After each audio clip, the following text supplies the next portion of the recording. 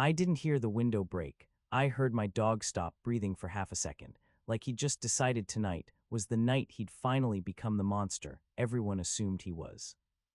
Hey friends, please subscribe and turn on notifications, like this video, and leave a comment with your impressions. This will be a great help. Thank you. We never tire of reminding you. It's all thanks to you. I'm 29 now, but this started the year I turned 28, in Columbus, Ohio, in a little rental house that looked cute in daylight and felt like a paper box at night. 2 bedrooms, a tiny kitchen, a living room with a bay window, and a back door that never latched quite right unless you lifted it and jiggled it like you were trying to start an old lawnmower. I used to joke about it with my brother. One day a raccoon is going to let itself in and claim the couch, I'd say. I stopped joking when my ex started treating my life like it was still his. I'll call him Mason, not because that's his name, but because I don't want his real name living anywhere near my mouth again. Mason and I dated for almost 3 years. When we met, he was the kind of charming that feels like warmth.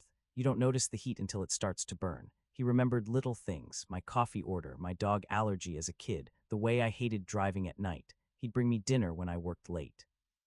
He'd tell people I was the smartest woman in the room, like he was proud. Then the compliments started coming with conditions. If I wore a dress he didn't like, he'd go quiet until I asked what was wrong. If I didn't answer texts fast enough, he'd pretend he was worried, but really he was angry. If I saw my friends, I'd get a cold lecture later about how they don't really care about you like I do. If I argued, he didn't yell. He just looked disappointed, like I'd failed a test I didn't know I was taking. The last 6 months were the worst. He'd show up at my apartment unexpectedly and act like he was doing me a favor. He'd keep score. If I tried to break up, he'd cry, then bargain, then punish me with silence. The final straw was small on paper. We were at my brother's house for my niece's birthday. Mason drank too much, and when I laughed at something my brother said, Mason squeezed my wrist under the table hard enough that I smiled through my teeth. Later, he told me I embarrassed him. Like my laughter belonged to him. That night, I packed a bag and left while he slept. I thought leaving was the hard part. For about a month, he did the normal breakup things. Long texts, apologies, promises, then the tone shifted. The messages got weirdly romantic, like he was writing a movie in his head where I'd realize I'd made a mistake and run back. Then they got angry again, then sweet again, then angry again, like a faucet that wouldn't stop dripping, and every drop sounded like my name. I blocked him, he started emailing. I blocked that. He made new accounts. Then he started showing up. The first time was at my work parking lot. I'd just changed jobs, doing claims processing for an insurance company. It wasn't glamorous, but it paid rent and didn't make me miserable. I walked out at 5:10 p.m. and there he was, leaning against my car like it was his. He smiled like nothing had happened. "Hey," he said, "we should talk." I didn't scream, I didn't cry. I just felt my stomach drop like an elevator cable snapped. I told him to leave me alone. He did, but not before he said softly, "You can't avoid me forever." The next week he was outside the building again. Security asked him to leave. The week after that, he was across the street, sitting in his car with a coffee like it was a normal Tuesday. Then the notes started. A folded piece of paper under my windshield wiper at the grocery store. "I miss you. I forgive you." Flowers on my porch. Lilies, the kind that smell too sweet and make you nauseous if you're trapped in a room with them. A letter in my mailbox, long and looping, about destiny and how we're still connected. I changed my number. He found it. I changed it again. He found it again. I started getting calls from unknown numbers. I stopped answering unknown numbers. Then I started getting voicemails with nothing on them, just breathing and then a click. The police were polite. They listened. They wrote reports. They told me to save everything. They told me to consider a protection order. They told me, in careful words, that there wasn't much they could do unless he threatened me directly or broke a law they could prove. I learned a word I hate: escalation. Because it sounds clinical, like it's happening in a chart somewhere, not in your driveway. The day I really understood it was a Friday in early spring. I came home from work and saw something dark on the concrete near my garage. At first I thought it was spilled soda. Then I realized it was a scorch mark. There was a half-melted wad of something, paper towels or maybe a rag, stuck to the driveway like a dead insect. Someone had started a small fire right outside my house. The fire had died on its own, probably because it didn't catch anything big, but it was a message that didn't need words. I slept with the lights on for 3 nights after that. I spent money I didn't really have on cameras, not just at the front door, but on the side yard, the driveway, the back porch. I got a new deadbolt. I fixed the back door latch. I paid a guy to install an alarm system that made my house beep and chirp and talk to me like a spaceship every time I opened a window. I also started doing something I never imagined I'd do at 28. I built my life around what if. What if he shows up again? What if he waits outside the grocery store? What if he gets inside? What if I don't wake up in time? I hated the version of me that lived like that. I hated how small my world became. That's when the dog happened. It wasn't a cute decision. It was I've always wanted a dog. I grew up with dogs, sure, and I missed having one, but this was different. I wanted a body in the house that wasn't mine, a heartbeat that wasn't afraid of the dark, a presence that made the word alone less true. I looked into trained protection dogs for about 10 minutes before I saw the price tags and laughed so hard I almost cried. So I did the only thing I could afford. I went to the Franklin County shelter on a rainy Wednesday and walked past rows of barking, wagging, whining, hopeful faces. And then I saw him. He was huge, not tall like a Great Dane, but thick, muscle under short fur, a blocky head, a scar on one ear like someone had tried to tear it off and failed. His kennel card said American Bulldog Mix and Approx, 4 years and needs experienced handler. He didn't bark, he didn't wag. He just sat there and watched me, calm and unreadable, like he was tired of being disappointed. "What's his deal?" I asked the volunteer. She sighed. "His name is Brutus. He's a lot. He's sweet with staff, but he doesn't do well with loud men. We think he came from a rough situation. He's been returned twice." Brutus, the name made him sound like a villain, like a warning. I crouched by the kennel door and held out my fingers. He sniffed once, then pressed his forehead against the metal bars like he was asking to be let out. When the volunteer opened the door and clipped on a leash, Brutus walked out like he owned the hallway. He didn't pull. He didn't jump. He leaned into my leg so hard I had to brace myself. In the meet and greet room, he did something that made my throat tighten. He flopped onto his side like a giant toddler and offered me his belly. I started laughing, and then I started crying. I adopted him that day. For the first week, I slept on the couch with Brutus on the rug beside me, not because I was scared he'd destroy the house, but because I felt safer with him between me and the front door. He snored like a motorcycle. He followed me everywhere. When I showered, he sat outside the bathroom like a bouncer. When I cooked, he lay in the kitchen doorway, eyes half closed like he was guarding the stove. He loved everyone, my neighbor's elderly beagle, the mail carrier, my brother, my niece Lily, who was 4 and fearless and immediately declared, "He's a big marshmallow." Brutus let her hug his neck and pat his cheeks and stick plastic teacups under his nose. He took it all like it was his job. For a while, I let myself believe the worst part was behind me. Mason proved me wrong. It was late June, humid and sticky, the kind of night where the air feels like wet fabric. I'd gone to bed early because I'd had one of those days where your nerves feel rubbed raw and the simplest things make you flinch. Brutus curled up on his bed in my room, a heavy, comforting weight. Around 2:17 a.m., I woke up because Brutus made a sound I'd never heard before. Not a bark, not a growl, a low, tight whine like something was caught in his throat. His whole body was rigid. My first groggy thought was that he needed to go out. I reached for the bedside lamp, but before I could click it on, I heard a faint metallic scrape from the living room. My heart didn't start racing. It stopped. For a beat, everything went silent in my head, like my brain had pulled the plug. Then Brutus stood up so fast his nails clicked against the hardwood. He didn't run to the door. He stared at the hallway like he could see through walls.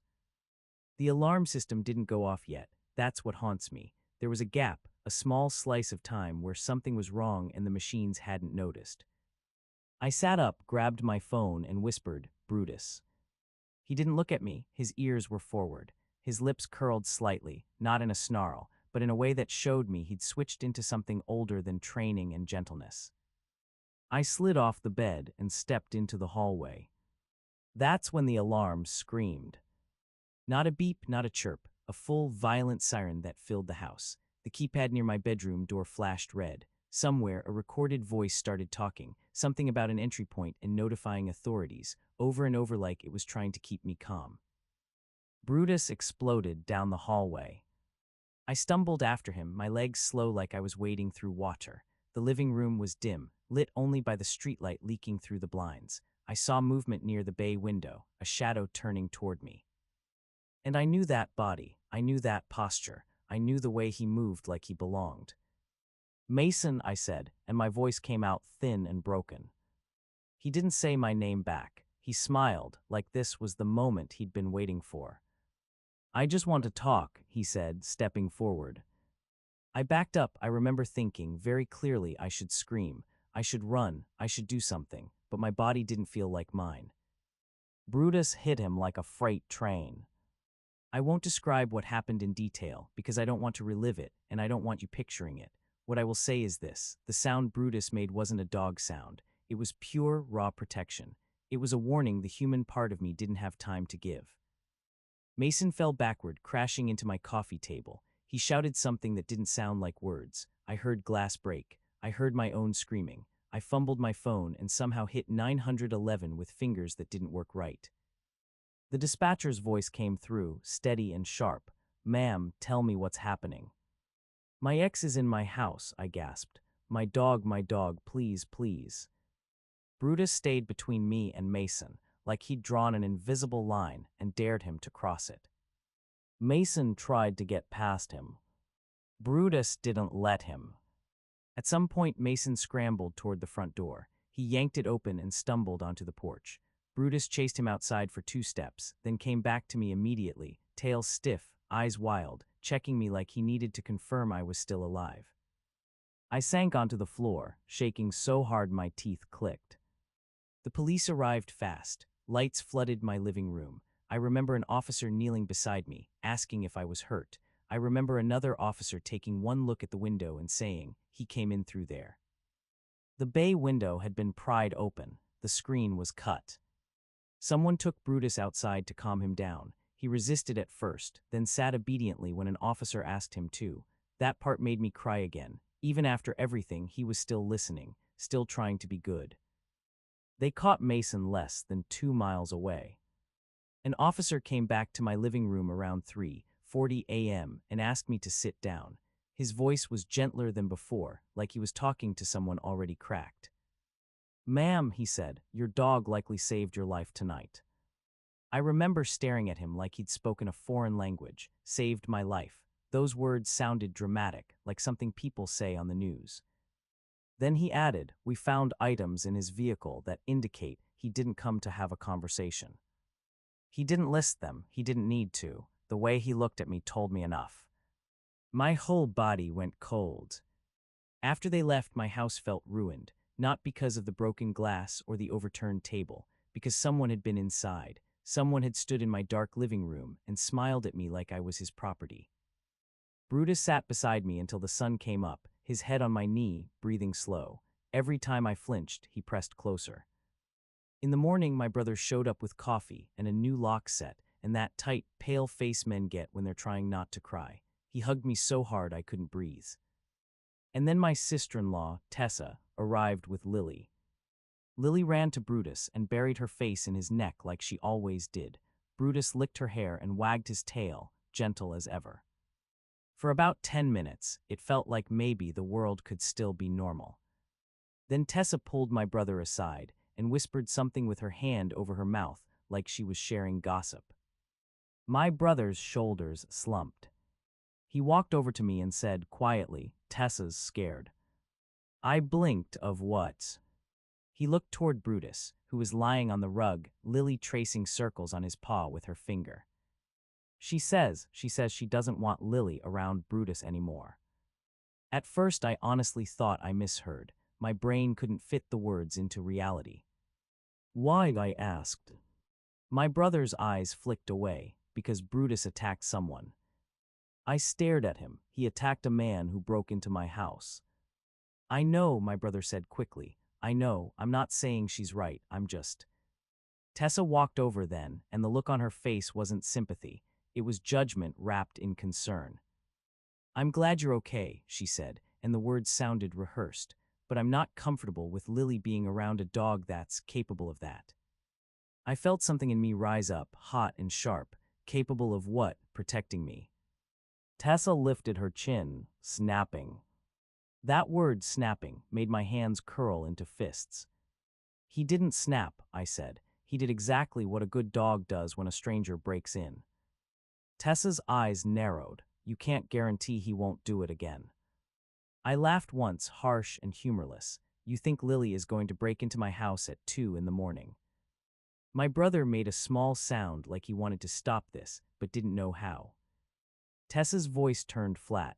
This isn't funny. It's my child. I'm not risking her face because you want to keep an aggressive dog. Aggressive dog.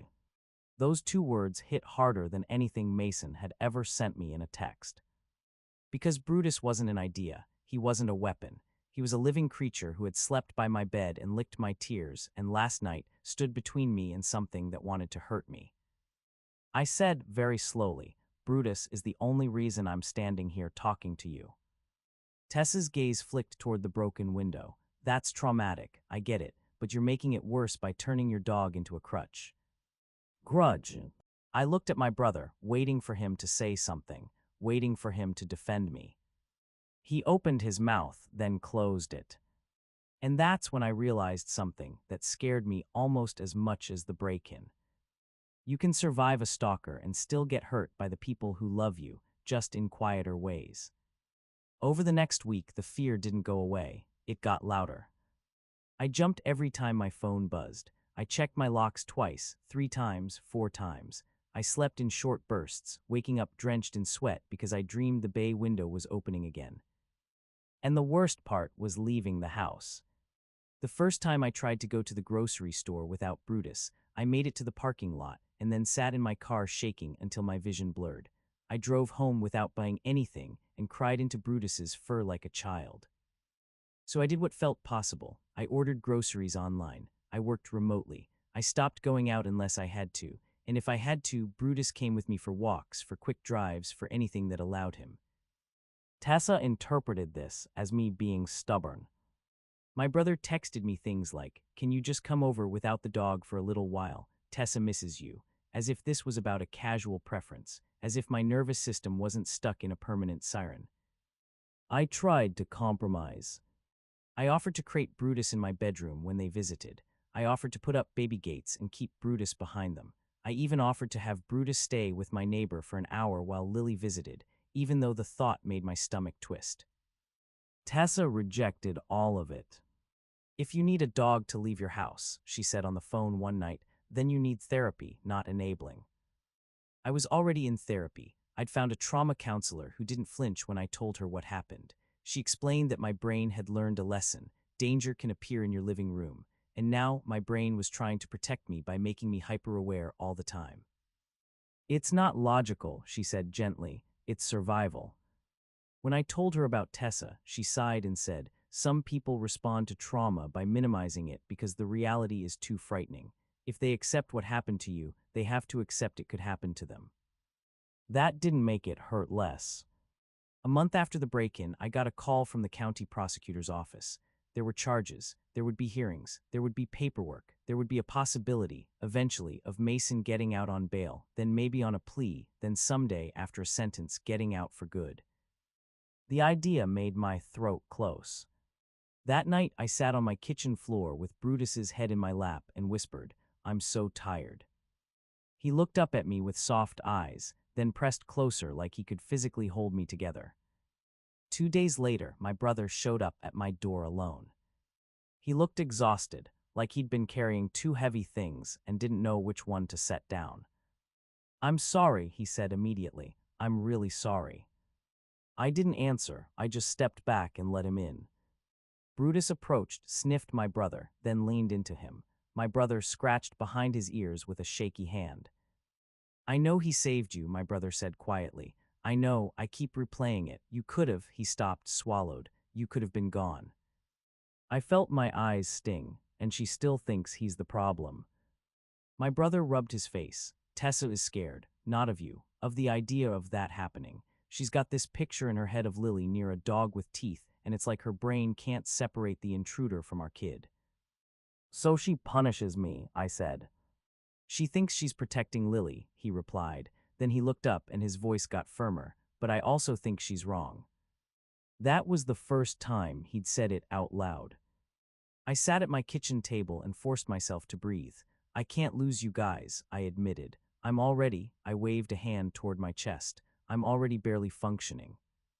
My brother nodded. I know, so help me. What do we do?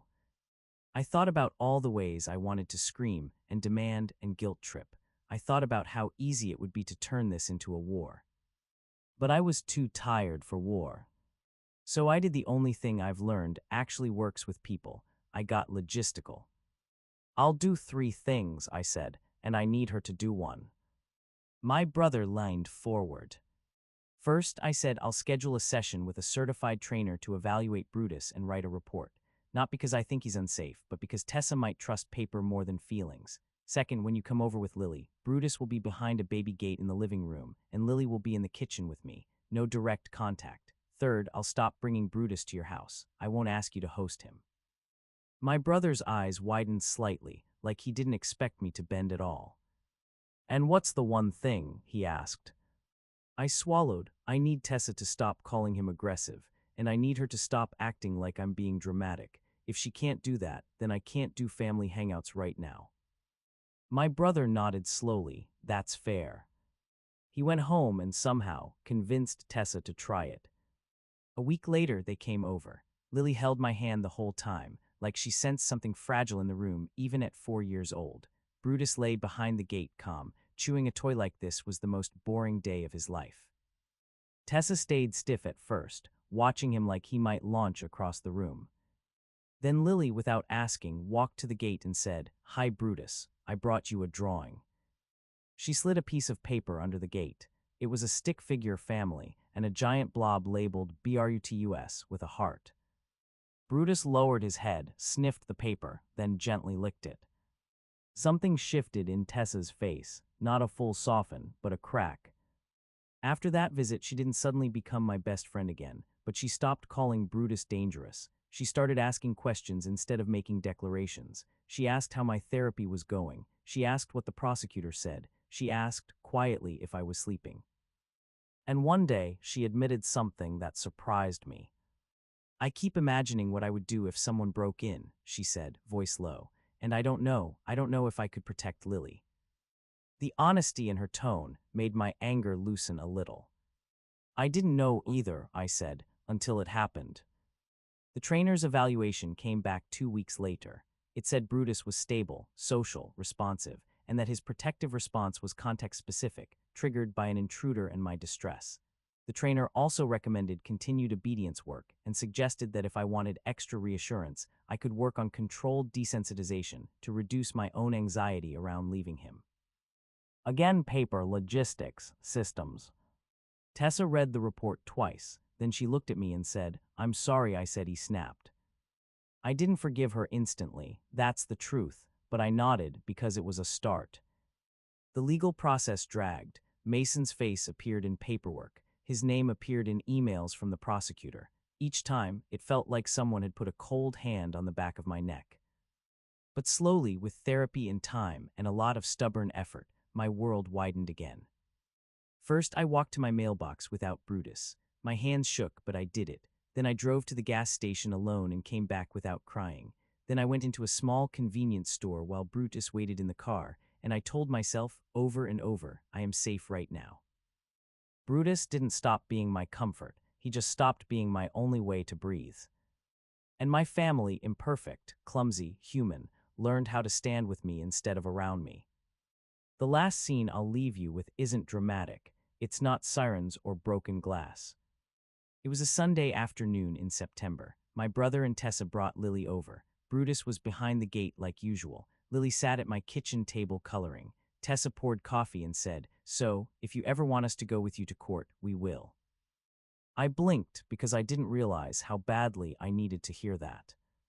And then Brutus, hearing my voice wobble, stood up and pressed his big head against the gate, watching me with those steady eyes. Not frantic, not aggressive, just present. Like he was saying, "I'm still here. I'm still on your side." If you've ever been through something like this, whether it was a stalker, a break-in, or even a moment where you realize the world can change in an instant, tell me in the comments how you got your life back, even one small step at a time.